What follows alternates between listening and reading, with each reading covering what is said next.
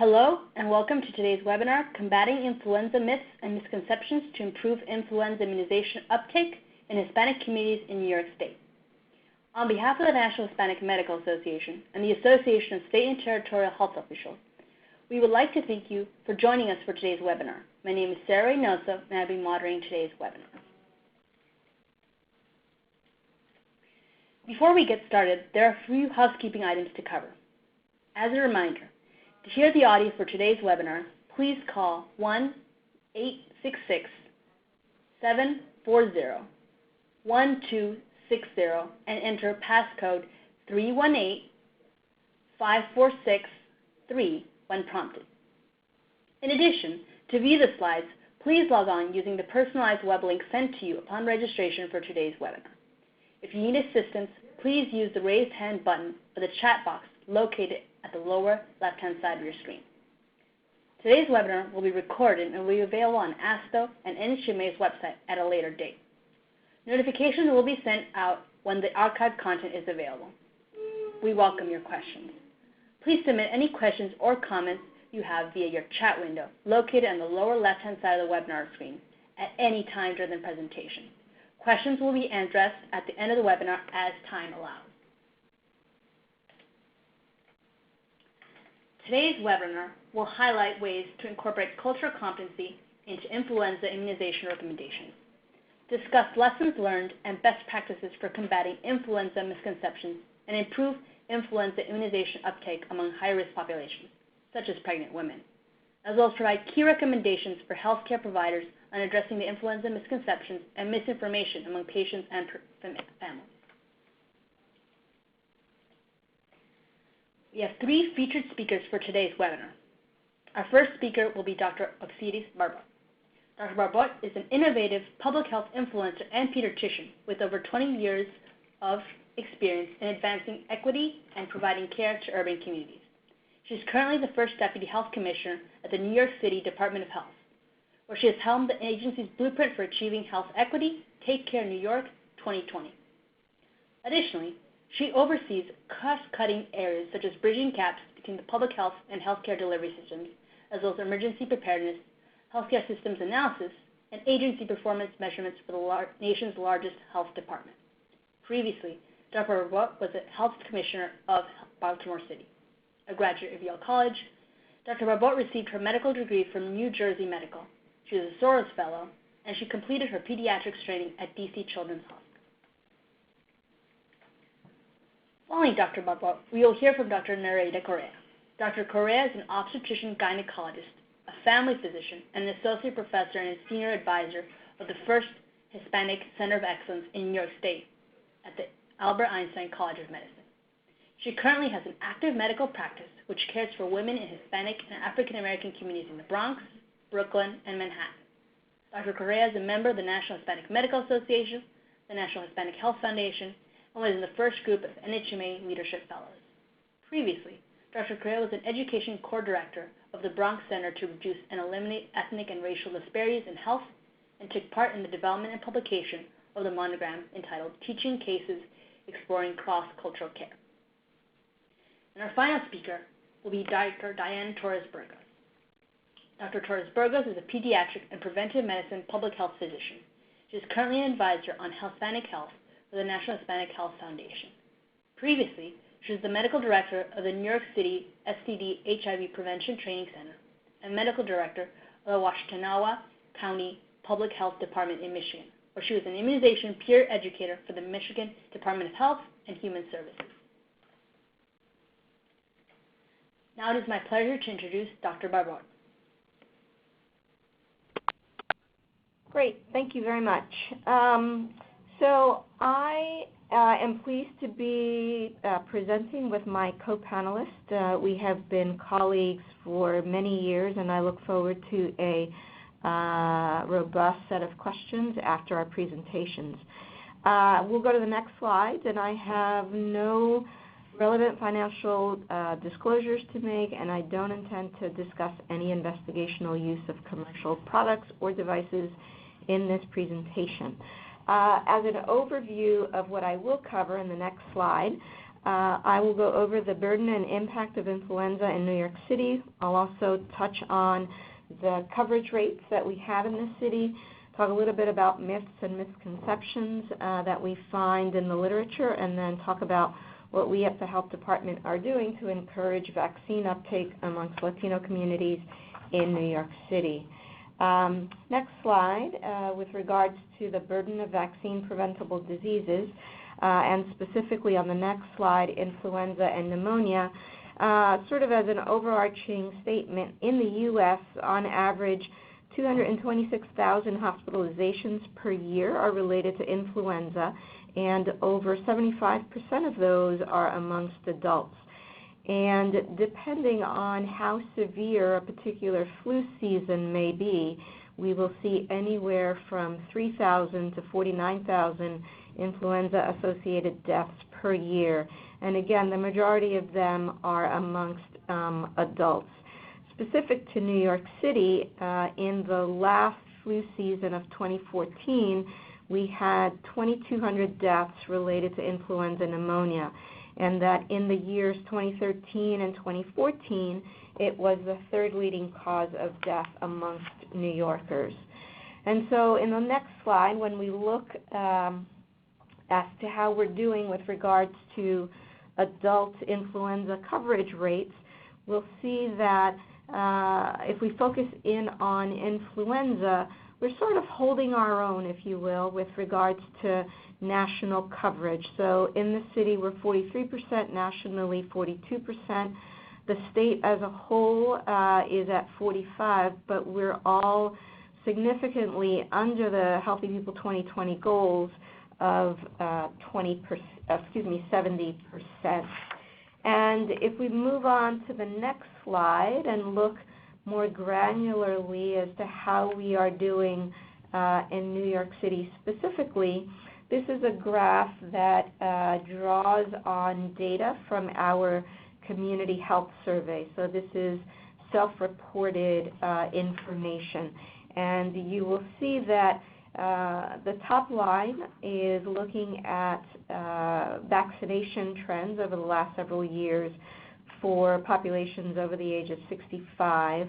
The red line for those 50 to 64, and the blue line 18 to 49-year-olds. And so, you know, I think the takeaway messages from this slide are that our rates have been inching up, but really we are quite stagnant in terms of budging on the percentage of adults who receive the influenza vaccination.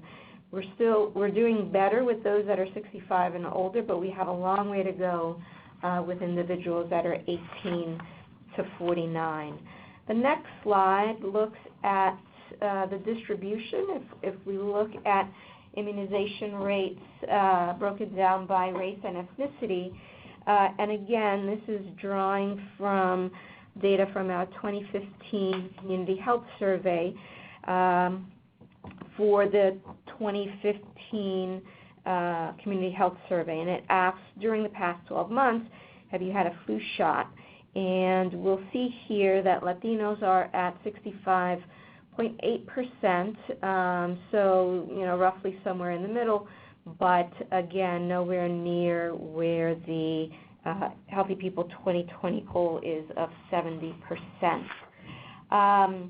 So transitioning then to the next slide and looking at reasons for low immunization rates for influenza in the Latino community, we looked at the literature and identified 6 studies that address common flu myths and misconceptions among Latino communities, and 4 of which were specific to New York City. So the punchline here is that the myths and misconceptions that Latinos reported in these studies are not significantly different than myths and misconceptions that everyone else has. So we'll go to the first one, and we'll see that myth number 1 is the flu vaccine is not effective. And typically what we hear is, I don't believe in the flu shot, I never had the flu shot. and I still get the flu after the flu shot. So the facts are that the flu vaccine is not 100% effective, but it can certainly prevent influenza and its serious complications. It reduces the risk of serious complications, hospitalizations, and death, and certainly can result in milder illness if infection does occur. The second myth in the next slide is, I never get the flu, I don't get sick, I'm healthy, and so my risk is low, I don't need to get the flu shot. And the reality is that everyone is susceptible to the flu, even healthy, active people. And that nationally, during the 2015-2016 flu season, there were over 25 million cases of influenza, and they resulted in roughly 12,000 deaths due to influenza and pneumonia. The next slide, myth number 3, getting the flu is no big deal. I think certainly you can agree from the previous statistics that I just quoted that the number of highly preventable deaths that result from influenza really emphasize the fact that influenza is a big deal, and that on average there are 226,000 flu-related hospitalizations, and that deaths, the number of deaths vary according to the severity of the flu season, and as many of you probably already know, are really concentrated on the two ends of the age spectrum. Moving on to myth number 4 in the next slide, the vaccine is not safe, it makes me sick, I'm afraid of the side effects, or I have safety concerns. And so the facts are that the flu vaccine is made with viruses that have been inactivated, or it's a recombinant vaccination, and therefore it's not infectious because it doesn't derive from the virus itself. And the most common side effects are soreness, redness, swelling at the site of vaccination that generally can last 1 to 2 days and are typically very mild, and that severe allergic reactions are very rare. Myth number 5, the flu can prevent it in a number of different ways, and I think, specifically to the Latino community, if I take particular herbs or I wear a particular piece of jewelry, perhaps it can prevent me from receiving or from getting the flu. And so the fact is that the only way in which the influenza can be prevented is by the vaccine, and that in addition to that, we encourage all individuals to practice good respiratory hygiene by covering their coughs and washing their hands. The next slide goes into myth number 6. The flu is caused by changes in the weather, by catching a draft or something else such as susto, mal de ojo. The reality is, the fact is that flu is caused by the influenza virus, not by any of those. And so in addressing these myths and misconceptions in the Latino communities, as we move to the next slide, it really focuses on delivering healthcare services that meet social and cultural and linguistic needs of patients, and ensuring that everyone, not only from beginning to end, but all across the spectrum of care, receives equal access to care, the same highest quality of care, and as importantly, that they feel like they are, because the reality is much of the perception that someone has as to the quality of care it also impacts on their outcomes. And then the next slide, with regards to key principles of culturally competent care, I'll just highlight a few of these in terms of the importance of providing interpretation services, recruiting staff that are reflective of the communities that are being served, specifically here Latino communities, utilizing different level staff as physician extenders, if you will, and importantly, leveraging the experience and the contributions that community health workers have to contribute, including family and community members in healthcare decisions. I would really focus this more on, obviously, family and healthcare decision makers, and I would use my own family as an example in terms of encouraging individuals to receive the flu vaccination, not only for their own health, but the health of their family. And so I think that often has an additional sort of level of importance, especially in Latino communities, emphasizing that these vaccinations are not just for the individual, but that they can help reduce influenza risk for their families as well. And then just transitioning to my closing slides in the next few is really highlighting some of the things that we do to maximize vaccination rates in Latino communities here throughout New York City. And it's really, the importance of utilizing translated materials, focusing on targeted health bulletins, subway ads, and flyers in communities with high Latino populations. We have neighborhood health action centers in 3 large communities throughout New York City, in the South Bronx, East Harlem, and Central Brooklyn that have high Latino populations in order to get these messages out, and utilizing various components of Spanish media to, again, emphasize these important messages, especially as we enter the influenza season. And then the next slide speaks specifically about our initiatives at the Fort Greene Immunization Clinic, which is our primary immunization clinic where anyone can go to get any vaccination, but in this specific instance, really focusing on Spanish-speaking populations and receiving the influenza vaccination. And then the next slide really talks about how we leverage not only traditional media, but social media in getting out the message through Facebook, Twitter, and the Bureau of Immunization's webpage. I will also take this opportunity to advertise my Twitter handle that we use to get these messages out, and it's at Dr. O. Barbeau. We also have our health department Twitter handle, which is at NYC Healthy. The other thing I will say is that we utilize social media to have targeted messages that we can geocode to get more language specific messages out to communities that are likely to benefit from them. And then the last slide, to summarize, in the next slide, the flu vaccination rates among Latinos overall in New York City are low, but we do have particular communities where our vaccination rates are fairly high. So, for example, Mott Haven in the Bronx has the highest vaccination rates for influenza.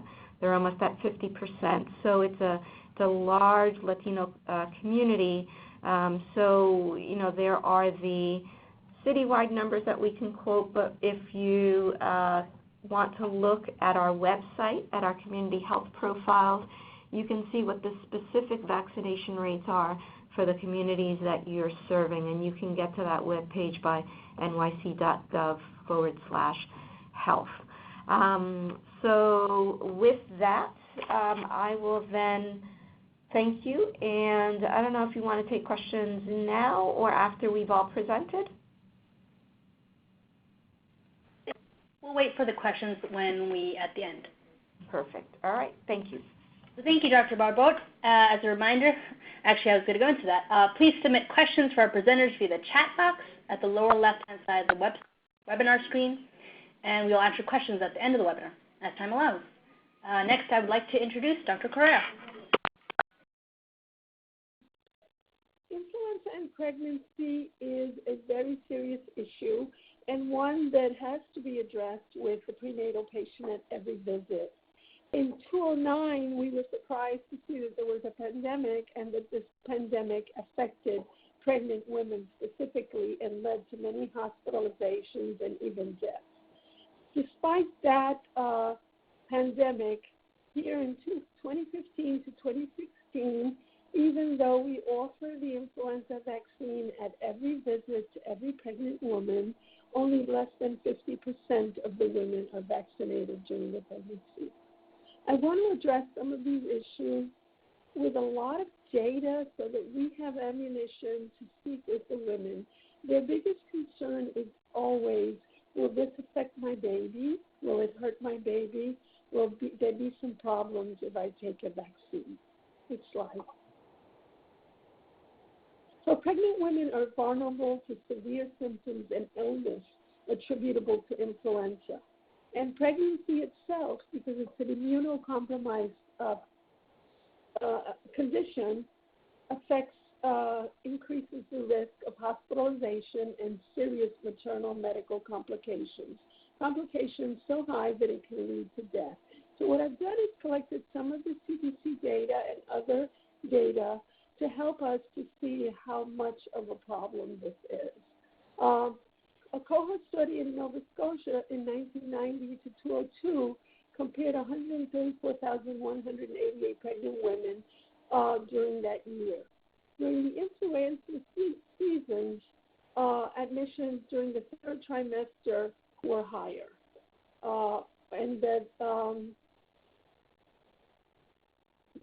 than before pregnancy. Next slide. Hospitalizations show that there's an increased severity of influenza among pregnant women. These were reported during 1918, 1957, and again in the pandemic that I referred to prior, the H1N1 2009 flu. As flus vary, some can be, as Dr. Barbeau indicated, some can be more severe than others. Severe infections also included the postpartum period, and women with influenza who are unprotected in the postpartum period stand the risk of passing it to their infant. Pregnant women were treated with antivirals when they come down with flu at the onset of symptoms, and some were even admitted to the intensive care units. In a hospital that I worked in Brooklyn, we had 2 to 3 hospitalizations within a 1-week period where the women were severely infected with influenza. Next slide. So I want to go over some of the complications with the flu so that we can have an argument to give the women about how much more dangerous the influenza is than the vaccine. There's a reported increased risk of fetal distress, preterm labor, cesarean delivery among women with respiratory illness during the influenza season. In a study in Norway, increased risk of fetal death among pregnant women with clinical diagnosis of influenza was noted. There was also increased risk of perinatal death, stillbirth, and preterm birth. To be fair, there also have been studies that show that the hospitalization and delivery and length of stay was similar between groups, women with influenza and without influenza. Next slide. Congenital anomalies with influenza have also been reported. It's noted that since influenza includes fever, that there are reports of neural tube defects. So there have been noted associations with several types of congenital anomalies, including neural tube defects, hydrocephaly, heart and aortic valve defects, digestive system defects, cleft lip, and limb reduction defects. These studies were conducted between the 1950s and 1970s and may be accused of being nonspecific to influenza infection, but they are in the literature. Next slide. So to go to vaccination, once we know how severely influenza can affect the pregnant woman, then we have to look at vaccination and how important how we present vaccination to a pregnant woman is.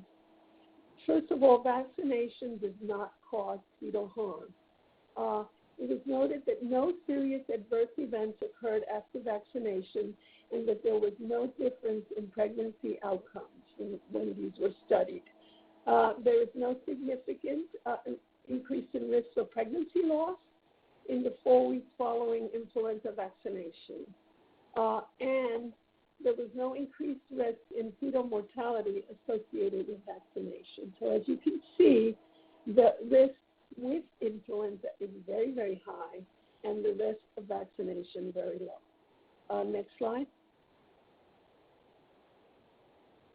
In looking at the risk of early pregnancy loss, it was noted that there was a decreased risk in stillbirth and no difference in risk of spontaneous abortion.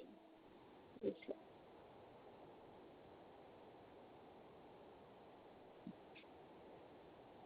There was no association in congenital anomalies or defects with the vaccination, and there's no increased risk after the immunization in any trimester.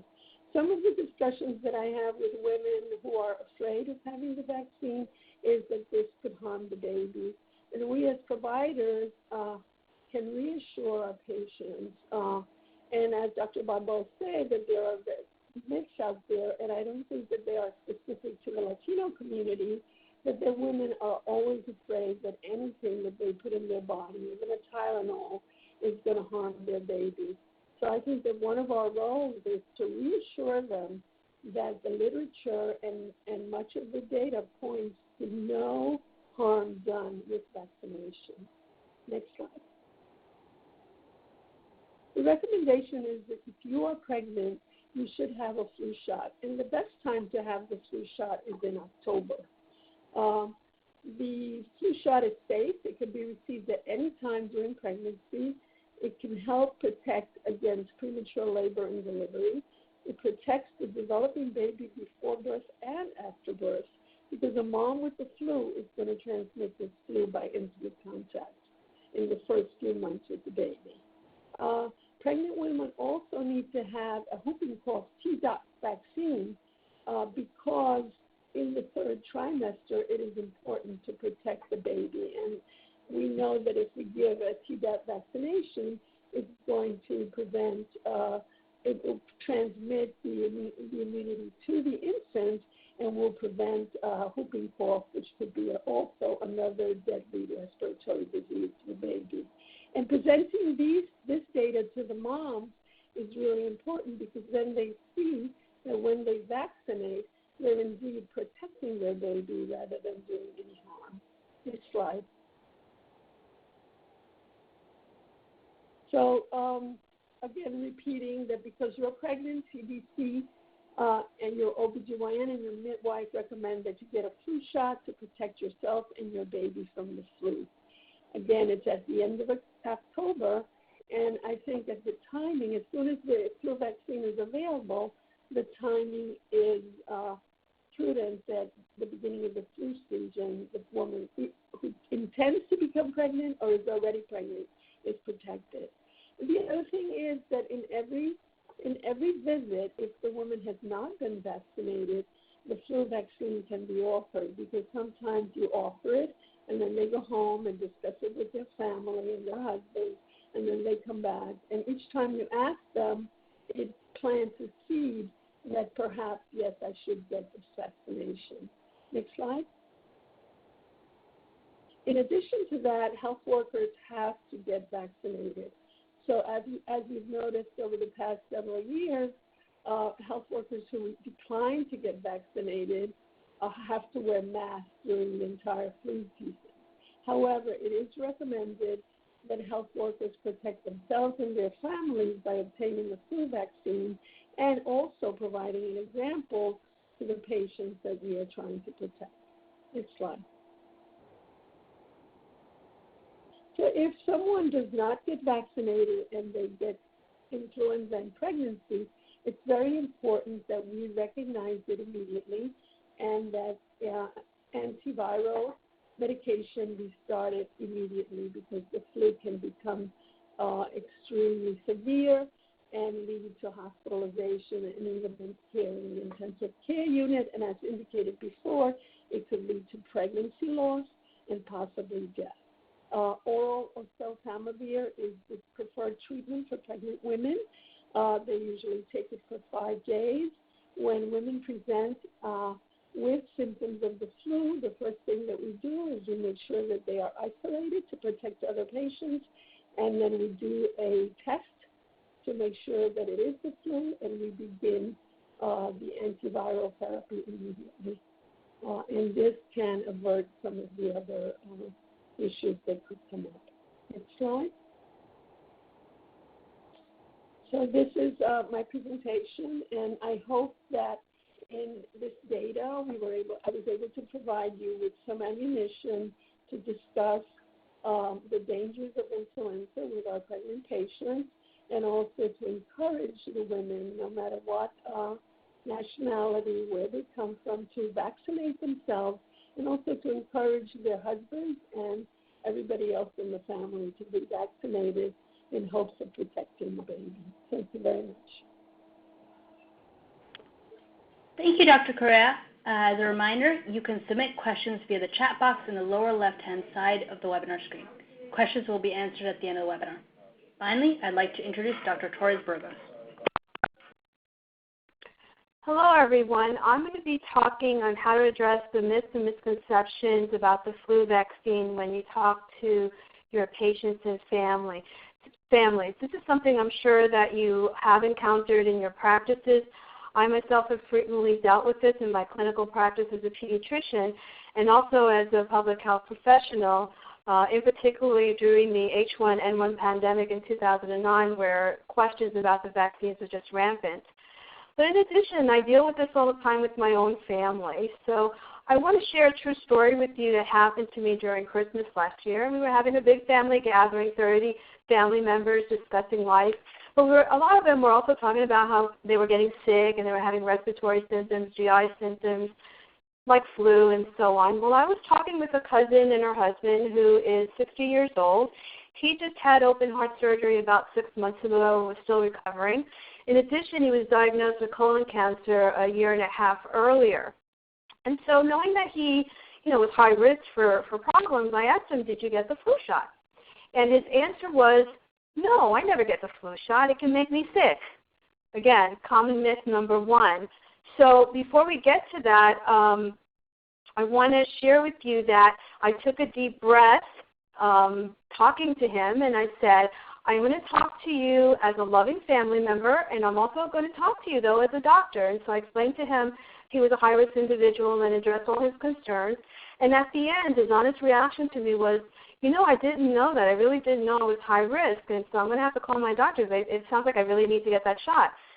So I share this with you because it shows you the importance of really communicating and really dispelling all those myths and misconceptions out there. But it's also, helpful to understand some cultural Hispanic characteristics that are common, because that'll help you with your messaging and discussing the concerns the patients have regarding the flu vaccine. So the first thing I want to talk is familia, and you've heard this throughout all the three speakers. Family is very, very important in the Hispanic community, and so appealing to the good of the entire family is one of the strongest messages that you can give.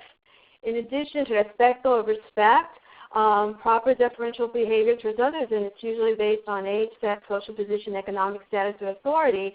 Health providers in general are given a very high level of respect as authority figures.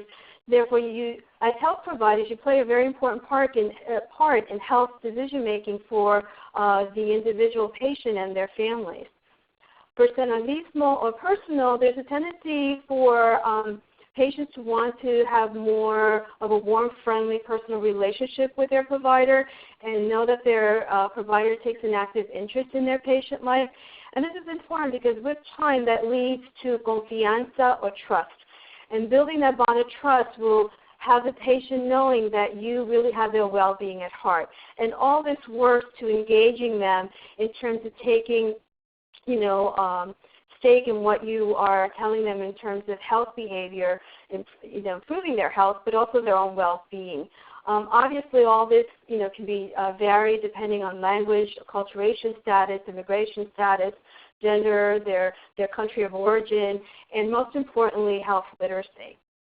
So I'm going to move on to some of the myths and misconceptions that are out there, most of which have been previously discussed, the most common being I got the flu from the flu shot.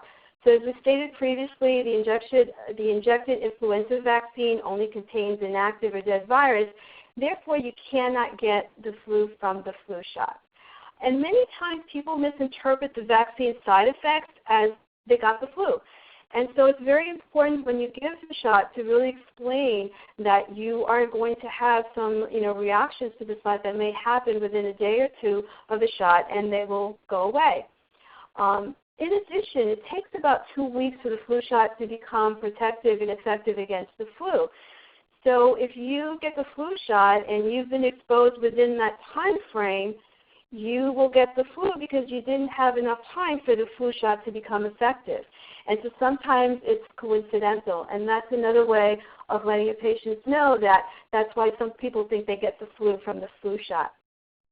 Another common myth is myth number 2, which is I know people who got sick, who got the shot and still got sick, and I don't believe it works. I don't believe it's effective. Some of that may help to explain, the matching between the viruses in the flu shot and the circulating viruses in the community. When you have a good match, it really provides excellent protection, particularly in healthy people. Older people and those with chronic diseases are less likely to develop immunity, but they still get protection from the flu shot. According to the CDC, flu vaccinations are shown to reduce hospitalizations among people with diabetes 79%, and with chronic lung diseases 52%. So even with less immunity in high risk and older individuals, they still get protection from the flu shot. The other thing is the flu vaccine will not protect you against every single virus that's out there that can give you flu-like symptoms. So they will only protect you against the strains that are actually in the virus vaccine. Next slide. Myth number 3 is I don't need the vaccine, I'm healthy. And that's great that you're healthy, but you can never predict what happens. And still vaccines is the best protection that we have available. And even being healthy, as was stated by Dr. Barbeau in previous statistics, some healthy people and children do get seriously ill, causing hospitalization or death. And so, they need to become aware of that. Even being healthy, you're still susceptible to getting complications from the flu. And again, family will always be the theme running through this. If you are healthy, you need to protect the others in your family that are not, and realize that many Hispanics do live in multi-generational homes, and you may have a abuela or a grandmother in the house with her, 3 or 4 chronic conditions that really is at high risk and needs help. There was a medical epidemiologist from the CDC who really summed it up well in an interview with Univision, which is a large Hispanic television network, who said that this community responds better to messages targeted to protecting the family. So if you make an appeal to an individual, such as somebody as a working male or female that's not necessarily high risk, this person may be more likely to say that they want to protect their family if they have small children at home or elderly parents, and they will become vaccinated. Next slide. Myth number 4, I don't need the shot. I already got the flu. Many people think they had the flu when really what they had was an influenza-like illness or an ILI, or simply just a very bad cold.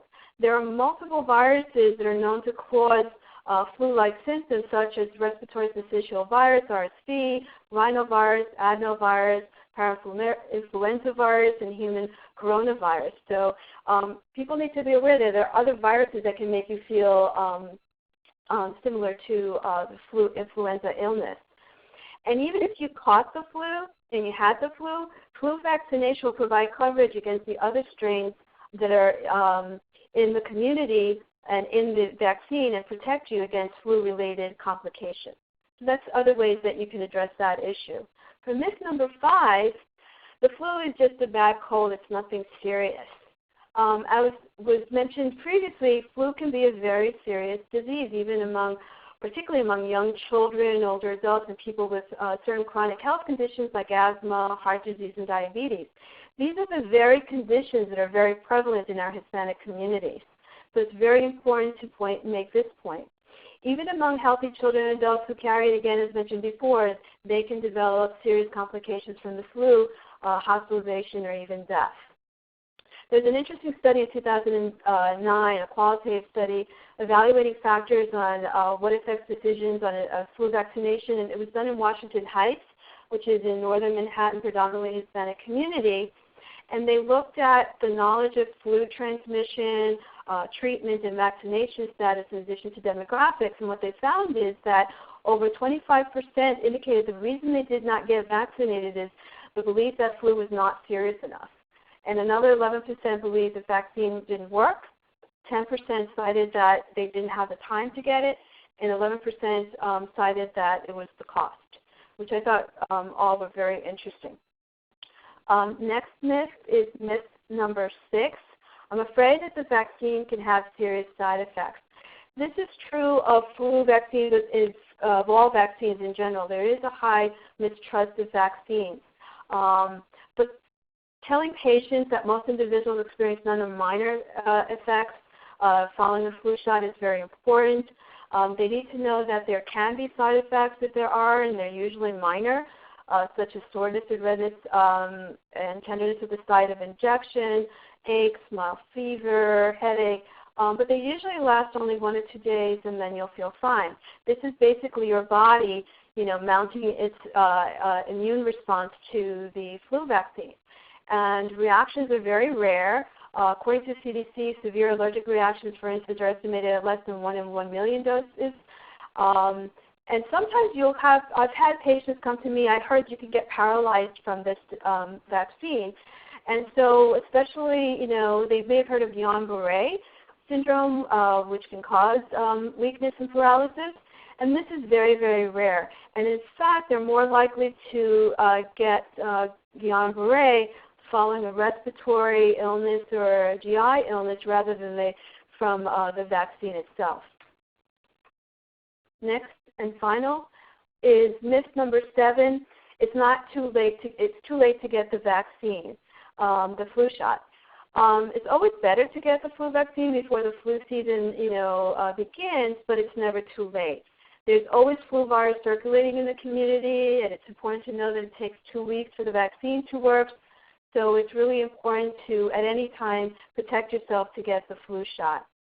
And even if you didn't get vaccinated and you caught the flu, as I mentioned previously, you could still protect yourself against the other strains that are circulating in the community. So in summary, some key recommendations, and I think this is something we've heard throughout all 3 presentations, is use family-oriented messages. It's very, very important, particularly in the Hispanic community, in terms of family. The best way to protect yourself and your whole family is to get vaccinated. Dispel myths and misconceptions. Improve the knowledge and the health literacy on flu vaccines so that it can lead to increasing coverage rates and prevent all the misunderstandings and that we just ran through. Vaccines protect both healthy and high-risk people. It's important to know that what you do is not only protecting yourself, but it's going to protect all those around you, and to realize and identify any high-risk individuals they'll have in that family household. And lastly, and most important, is recommend the vaccine. As I've mentioned, health providers are seen as authority figures in the community, so a provider's recommendations increases the likelihood of the patients getting vaccinated and can lead to increasing coverage rates. And next slide.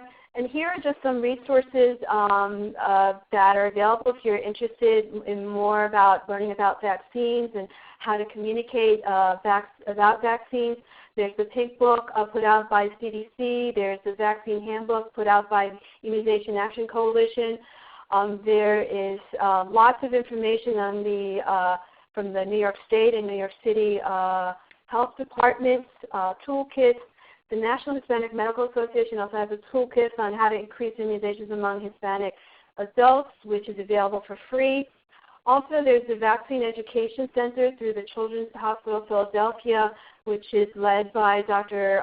Paul Offit, who's the main champion for vaccines, that has a lot of educational materials and videos on talking about influenza or any of the other vaccine preventable diseases. And with that, I'd like to thank you and open for questions. Thank you, Dr. Torres-Burgos, and thanks again to Dr. Barbot and Dr. Correa for your presentation. We now have some time for questions. If you'd like to submit a question for any of the presenters, please do so using the chat window located at the lower left hand of the webinar screen. Alyssa, do you have any questions in the queue? Thanks, Sarah. Yes, we do have a few questions in the queue. The first question is, can the Tdap and flu shot be administered at the same time to pregnant women to avoid multiple visits to the doctor? Okay, so the Tdap and the flu vaccine can be given at the same time. The importance with the Tdap is that it be given in the third trimester and the 4 weeks before delivery so the baby can be protected. But the flu vaccine, both can be given at the same time, but the flu vaccine should be given as soon as it's available.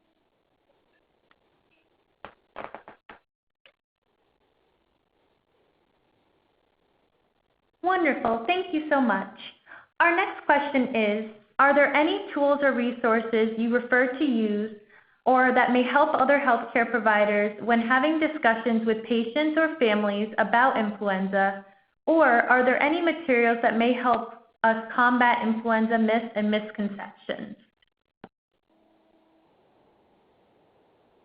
This is Diana. There is tons of materials out there, and I've listed many of those resources on the section under talk.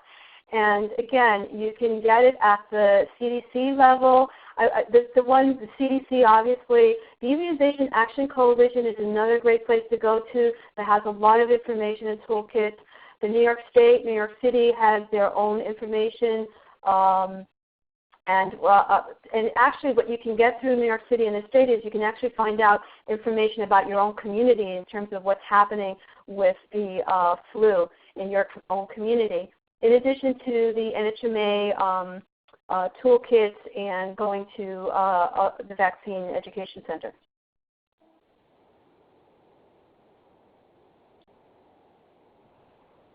The other thing I will add, this is Oxidis Barbeau, that providers can sign up for the New York City Health Alert Network, and they can go on our website to do that. And then they can also sign up through at NICEMed to get those HANs.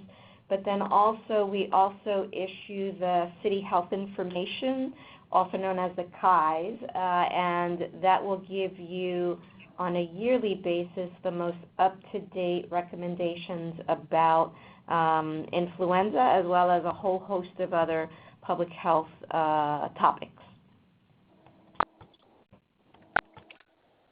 This is Nellie Correa. Also, there are resources regarding pregnancy at the American College of Obstetricians and Gynecology. It is available to all providers, as well as the New York City, New York State, and CDC information.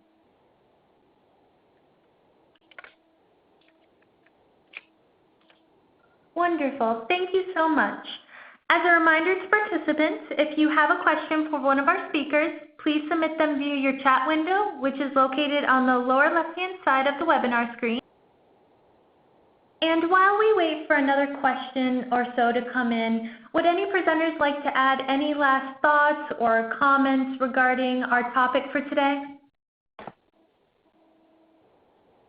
This is Diana. I would just say use every opportunity to dispel myths and misconceptions.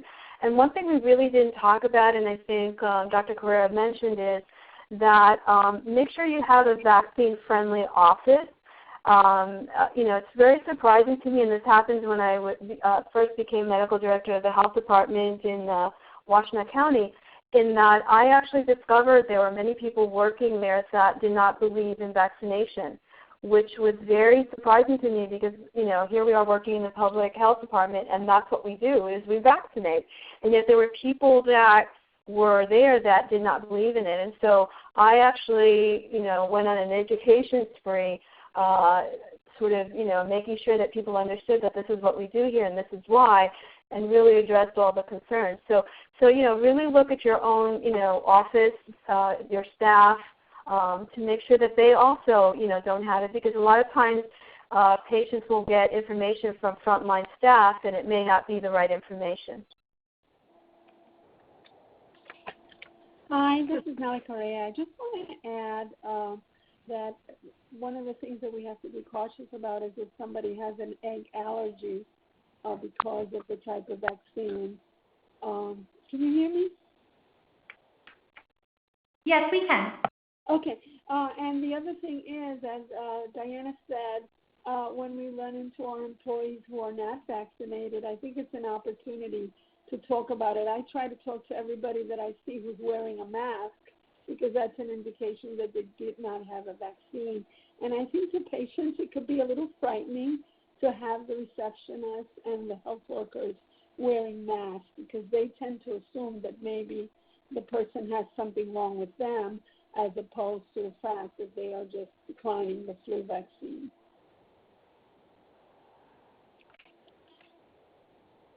Wonderful. We did have a few questions come in. The first question is, do any of the presenters have suggestions about how to apply these recommendations to workplace-based flu vaccination clinics?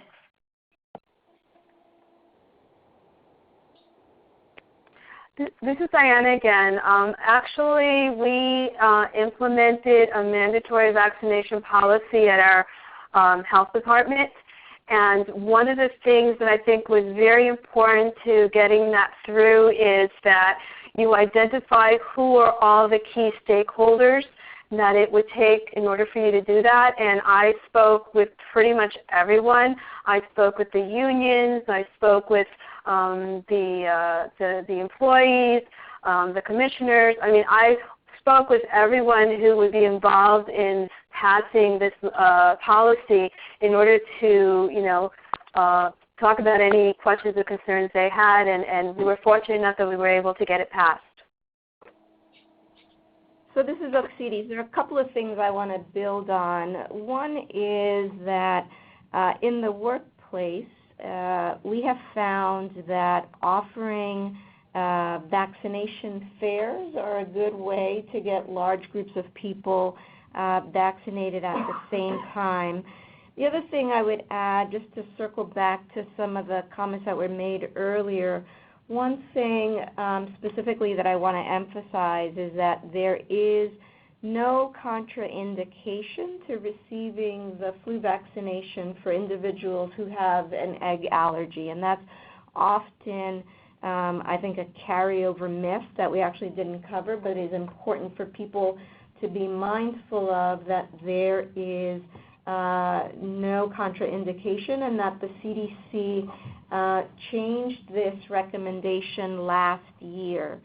The other thing is to note that and just to build on a remark that Dr. Correa made earlier, is that the influenza vaccination can be given as early as 27 weeks of, Tdap can be given as early as 27 weeks of pregnancy and as late as 36 weeks of gestation.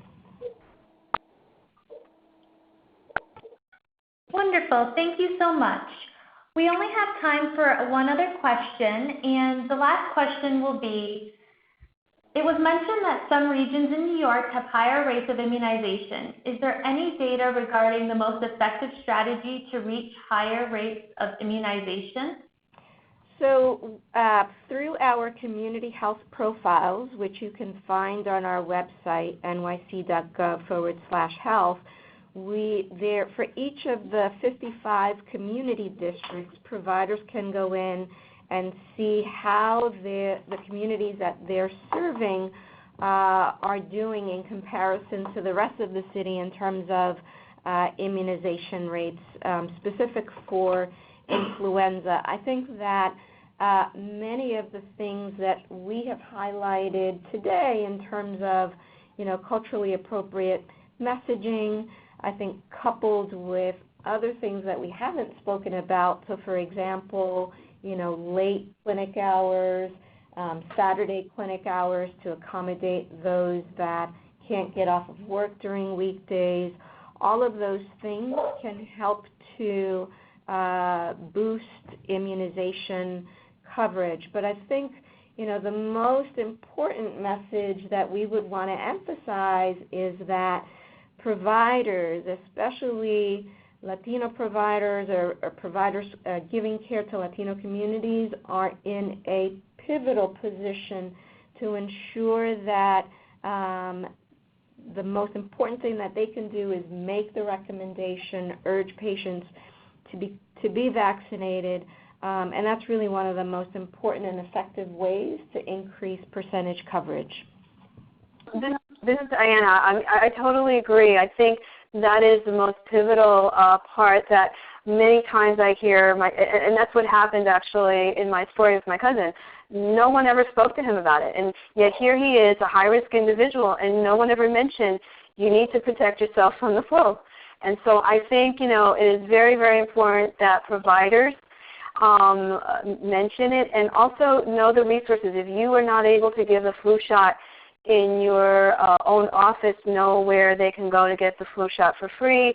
Also, partner with pharmacies. That's another possibility. There's a lot of outreach in communities with pharmacies. So there are other, potential avenues that they can go receive the flu shot, and obviously through the New York City Health Department, there are free clinics. So knowing those resources is also very important.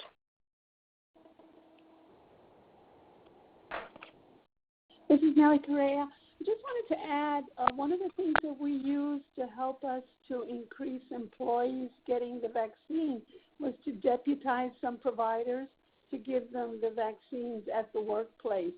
And this increased the uptake and the acceptance to the vaccine because they didn't have to leave their work to get the vaccine. Thank you, everyone. And I will turn it back over to Sarah to close out the webinar. Thank you all for chatting in your questions. That's all the time we have for answer your inquiries today. A recording of today's webinar will be available on ASTO and Insure's website. And finally, we'd appreciate it if you took a few moments to complete a quick webinar evaluation. And we'll be using your responses to help guide future efforts to disseminate and improve this work. Thank you all for participating in today's webinar. Thank you.